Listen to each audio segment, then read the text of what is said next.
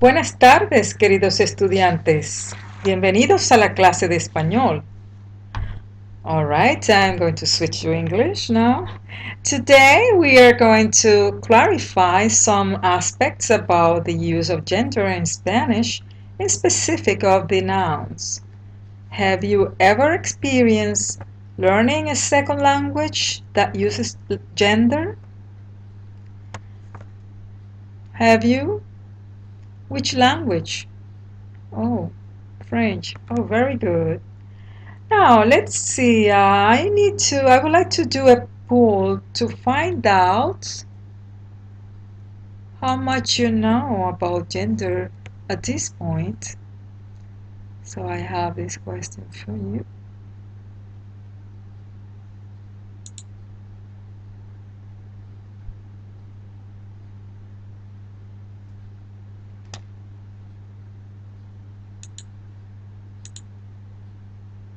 Okay, so how much previous knowledge do you have with Spanish gender?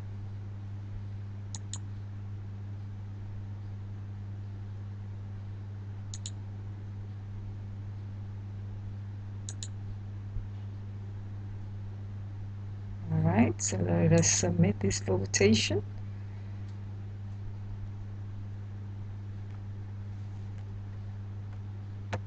All right, thank you very much. Let us put this poll away now.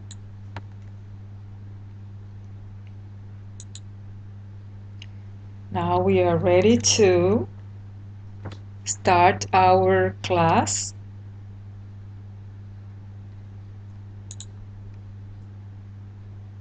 These are the objectives of this lesson. At the end of this lesson, you will be able to identify masculine and feminine nouns, use the Spanish grammatical gender in written and oral expression correctly. Right, so nouns in Spanish are either masculine or feminine, except for a few nouns of undecided gender. With that, we need to know that Spanish nouns may be divided into two groups. Group 1 refers to human beings, domesticated animals, and a few wild animals. Group 2 refers to lifeless things, to plants, and to some wild animals.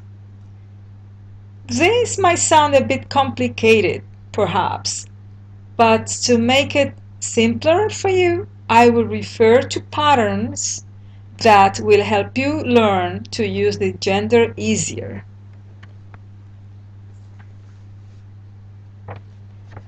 The general rule, most of nouns ending in O are masculine. Most of nouns ending in A are feminine, like in niño, niña.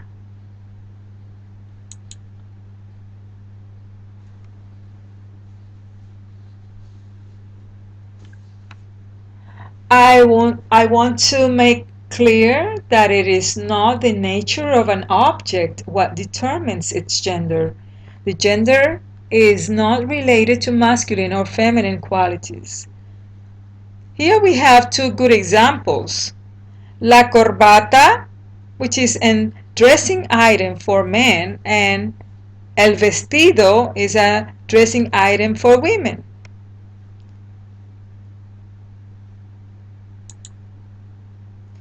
Then we have gender for all, and I say this because a great advantage of the gender in Spanish is that serves to avoid ambiguity or does not need to explain of who or what we're talking about.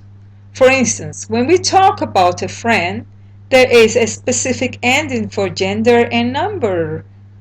If we're talking about a friend, a male friend, then we say el amigo or mi amigo. If we're talking a female friend, then will be la amiga. So the O is for masculine and the A is for feminine. And then the same apply for plural. El amigo, los amigos. La amiga, las amigas. Y el gato y el perro son amigos, los amigos. So that includes also animals.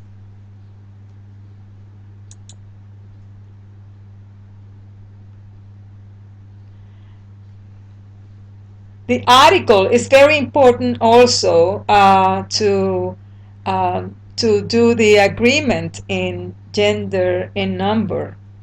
The article must always precede the noun, and it must agree with gender and number. We have some examples here of nouns that follow different patterns, but those represent the male and the female of different categories, like professions. El doctor makes the the feminine, la doctora. We add the a to this noun ending in R, doctor, doctora. In the case of tigre, el tigre y la tigresa. Tigre, tigresa. Estudiante is for both, for masculine and for feminine. El estudiante, la estudiante. As you can see, is the article what makes the difference this time. Then we have gender denotation. They are the nouns that denote gender and are of a Latin origin. El hombre, this one denotes a male. El padre, el hombre. Nouns that denote a female. La madre, la mujer.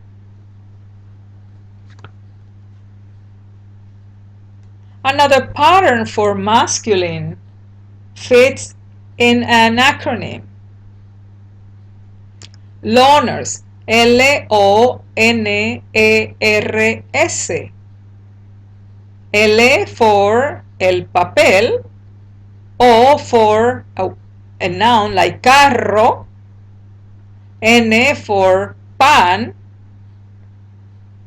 E for café, R for amor, S for lunes.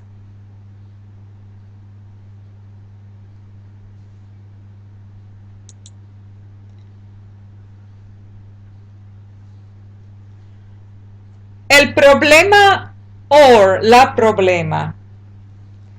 Which one is the correct way to say? El or la problema? Because it ends in a, a Spanish learner would think that is a feminine word, and so that makes it a typical error. Nouns of Greek origin ending in ma, ta, pa take the masculine article el or los. For example, el problema, el mapa, el planeta. Do you know another example for this case? Say another word like el problema. How about el crucigrama, el cablegrama, el telegrama?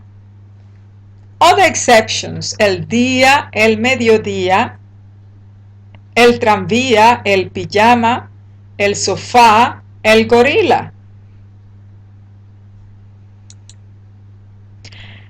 Now we have different endings for feminine.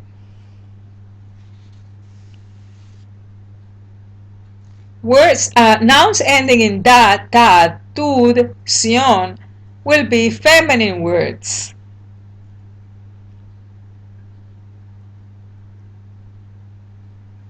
These words are usually of abstract meaning or concepts, like in ciudad, libertad, juventud, estación.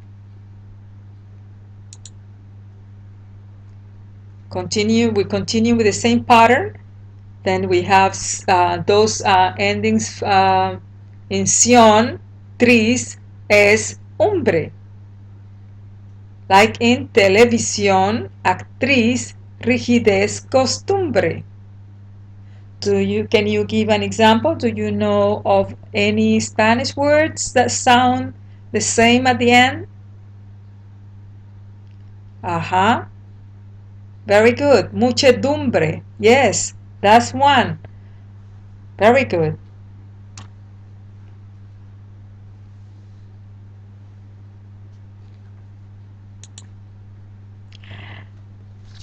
All right. I wanted to share with you this textbook link. This link to get your textbook. I will send you. You will get this link at the end of this lesson. They will send you an email, so you will get this link. Now, to give you the opportunity to demonstrate what you have learned in this lesson today, I would like to share with you this Google document, of which I will pass this, I will give you this link.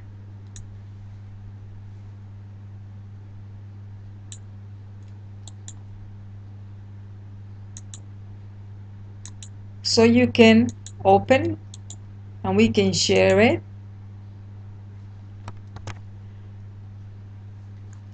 Then we are going to have fun finding the names for these articles here, or professions, or people. Okay, I see that you have time to write here.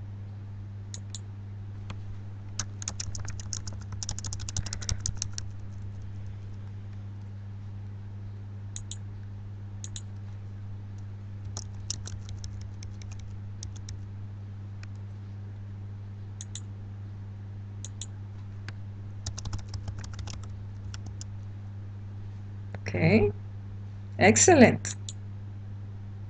I can see that you have learned a lot of words.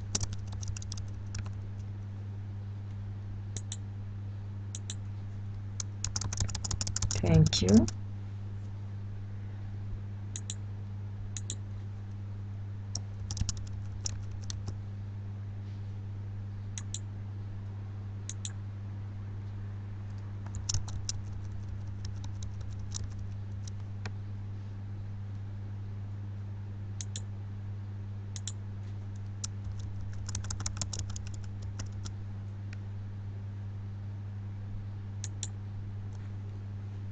All right, very good, excellent. We have here el gorila, los amigos, el vestido, el doctor, el tigre y la tigresa, el estudiante, la corbata. Excellent. Now let us go back to our meeting, because I would like to share with you another poll. This time we're going to find out how good you've been doing today.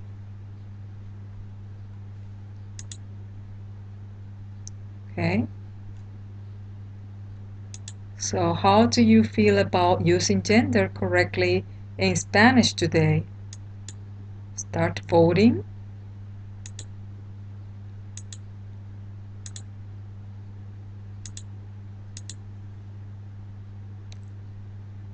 All right. So, okay, let us submit the vote.